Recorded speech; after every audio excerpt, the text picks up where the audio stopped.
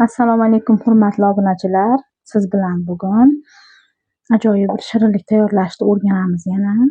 Avvalambor qiladigan ishimiz tovog'imga ozgina bir chimdimgina tuz solib oldim.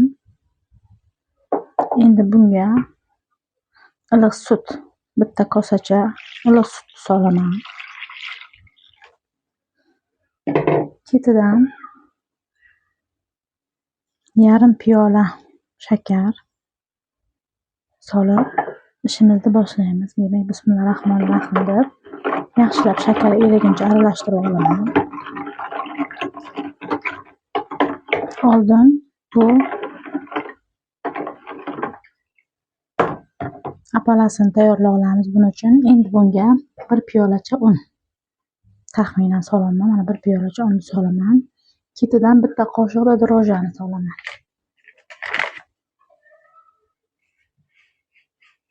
Mana bitta qoshiq droja soldim va hammasini birgalikda aralashtirib, yarim soatga ustini yopib issiq joyga olib qo'yamiz.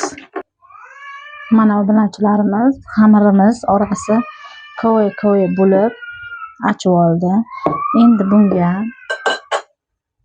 xona haroratidagi erib turgan sariyog'ni solaman.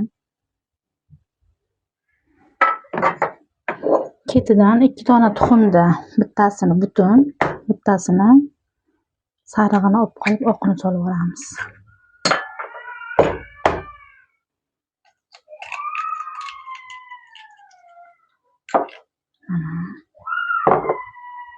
Endi ozgina mayonez, taxminan menda 2 qoshiq soldim.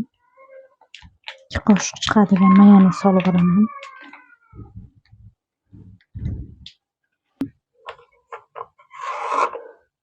Bir chimdim chayin sodani, kefir bo'lsa kefirga, kefir yo'qlar ukusda. Mana shunday qilib ukusda kuydirib olamizda, solib olamiz. Va barcha massamizni aralashtirib olamiz. Ketidan un solib, bir xil massa bo'lguncha qo'lga yopishmaydigan yumshoqqina xamir qorib olamiz. Mana obunachilarimiz, mana shunday ko'rinishda xamir bo'lgandan keyin qo'limga ozgina iste'mol yog'idan solib olaman. Xamirim qorishga osonroq bo'lishi uchun va xamirni qorishda davom etaman. Mana obunachilarimiz, juda ham yumshoqqina, qo'lga yopishmaydigan xamir qorib oldik. Endi buni yuzini stresh qilaman, 1 soatga oshirish uchun olib qo'yaman.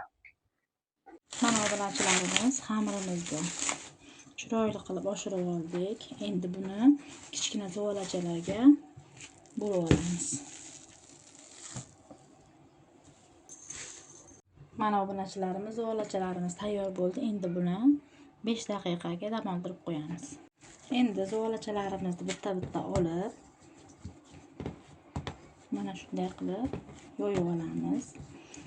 Orasiga xohlasangiz shokoladli pastadan foydalaning, xohlasangiz varyonni malokodan foydalanishingiz mumkin. Menda varyonni maloko borligi uchun varyonni malokodan foydalandim.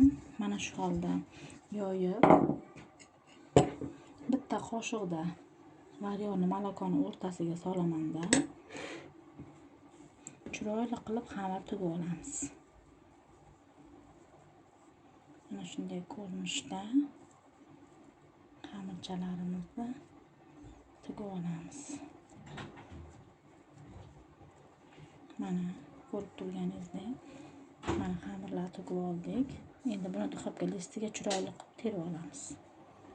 Mana obunachilarimiz, buqib oldik. Endi buni yuzini strech qilamizda 20 minutga oshib chiqish uchun dam oldirishga qo'yamiz.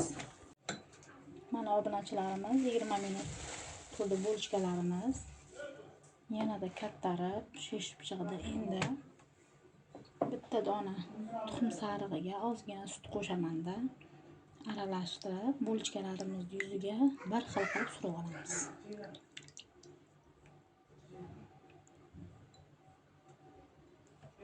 Mana shunday qilib chiroyli qilib barchasiga surib chiqamiz. Va qizib turgan duxovkamiz pechida 200 gradusda 30 daqiqa davomida pishirib olamiz. Mana obunachilarimiz to'mpaloqcha bo'lib bo'lchkalarimiz pishib chiqdi. Endi yanada yumshoq bo'lishi uchun sariyog' surib olamiz yuziga. Mana obunachilarimiz xona haroratidagi sariyog'imizni olib, barcha bo'lchkalarimizni yuziga bir xil qilib surib olamiz. Mana bo'lchkalarimiz chiroyli bo'lib yarqirab, chiroyli chiqdi.